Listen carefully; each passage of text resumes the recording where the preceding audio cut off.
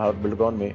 सिर्फ देश के नहीं विदेशों के भी बहुत सारे स्पॉन्सर्स हैं या फिर जो एग्जीबिटर्स हैं जो अपने मटेरियल को लेके आना चाहते हैं यहाँ पर। इसमें हम 2 दिन की कन्वेंशन भारत बिल्डकॉन के साथ जो मिलकर कर रहे हैं। My name is Praveen Jain, I am CMD Tulip Infratech and president NAREDCO national. NAREDCO proudly associated with Bharat Buildcon. देखिए, जो गैप है बिटवीन द डेवलपर एंड जो नए मटेरियल्स आ रहे हैं उसके बीच में ब्रिज को जो गैप को कम करेगा, ये अच्छा इनिशिएटिव है भारत बिल्डकॉन का। इसमें हम 2 दिन की कन्वेंशन भारत बिल्डकॉन के साथ जो मिलकर कर रहे हैं। डे 1 हम एक नरेडको नेक्स्ट जनरेशन आ रही है डेवलपर्स की, कम्युनिटी बनी है NCR की, तो वो लोग एक पहले फर्स्ट डे का सेशन है उनका, जिसमें NCR के अंदर जो डेवलपमेंट के इश्यूज हैं या डेवलपमेंट को सरकार के साथ मिलकर कैसे बेहतर कर सकते हैं हम लोग, इस पर हम बात करेंगे। और नेक्स्ट डे हमारा सम्मेलन माही को लेकर रहेगा कि लेडीज़ का, वुमेंस का क्या रोल रहेगा रियल एस्टेट के अंदर और कैसे हम बेटर कर सकते हैं। देखिए, देश में एग्रीकल्चर के बाद सबसे ज़्यादा नौकरियां जो मिलती हैं अगर देश में देखा जाए तो 400 से ज़्यादा industries directly indirectly real estate से या कंस्ट्रक्शन से जुड़ी हुई हैं। तो ये बहुत बड़ा योगदान है देश की अर्थव्यवस्था में रियल एस्टेट का, क्योंकि इतनी सारी इंडस्ट्रीज जुड़ी हुई हैं। इंडस्ट्रीज़ के अंदर जो चाहे वो स्टील लें, सीमेंट लें या कोई और मटेरियल लें, मल्टीपल तरह के, तो बहुत बड़ा योगदान है। मुझे लगता है एग्रीकल्चर के बाद सबसे बड़ी इंडस्ट्री अगर है कोई तो रियल एस्टेट और इंफ्रास्ट्रक्चर कंस्ट्रक्शन इंडस्ट्री है, जो सबसे ज़्यादा रोजगार प्रोवाइड करती है और देश की GDP में इसका बहुत बड़ा योगदान है। कुछ इंडस्ट्रीज ऐसी हैं जो डेवलपर्स को देख रही हैं कि नया मटेरियल आना है। टेक्नोलॉजी के ऊपर मेन बात है कि हम लोग जैसे जैसे नई नई टेक्नोलॉजी लाएंगे हमारी कॉस्ट कम होगी, अफोर्डेबल हाउसिंग ज़्यादा बेहतर बनेगी और टाइमलाइन हमारा कम हो जाएगा, जो क्योंकि हमारा देश एक विकसित देश की तरफ जा रहा है धीरे धीरे और Tier 2-3 सिटीज़ के अंदर सबसे ज़्यादा अफोर्डेबल हाउसिंग की डिमांड है। तो नए मटेरियल कैसे पैदा हों, नए अवसर कैसे पैदा हों। भारत बिल्डकॉन में सिर्फ देश के नहीं विदेशों के भी बहुत सारे स्पॉन्सर्स हैं या फिर जो एग्जीबिटर्स हैं जो अपने मटेरियल को लेके आना चाहते हैं यहाँ पर, जो चीज़ अभी अवेलेबल नहीं है इंडिया में। तो दोनों के अगर समन्वय को देखें तो एक दोनों के लिए, भारत बिल्डकॉन के लिए भी, देश के लिए भी और रियल एस्टेट के लिए भी, सबके लिए बेहतर एक अच्छा। हमारे कॉमर्स मिनिस्टर पीयूष गोयल जी की तरफ से उनका विजन था, जिन्होंने भारत बिल्डकॉन, क्योंकि आप देखें कि चाइना के अंदर एक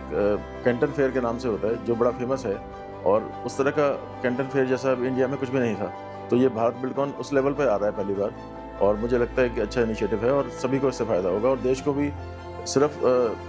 इंडस्ट्री को नहीं, इंडस्ट्री के अलावा भी जो ट्रेडिंग यूनिट्स हैं, मैन्युफैक्चर के रोजगार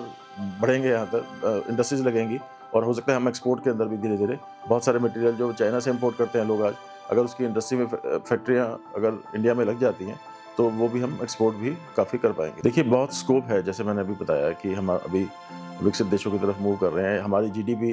की बात करें, अभी माननीय प्रधानमंत्री जी ने कहा कि हमें $10 ट्रिलियन इकोनॉमी को बनाना है इसको, तो अभी तो हम 3-3.5 ट्रिलियन डॉलर के ऊपर अभी काम कर रहे हैं। अगले 2030 तक विकसित देश बनाने की जो प्रधानमंत्री का सपना है।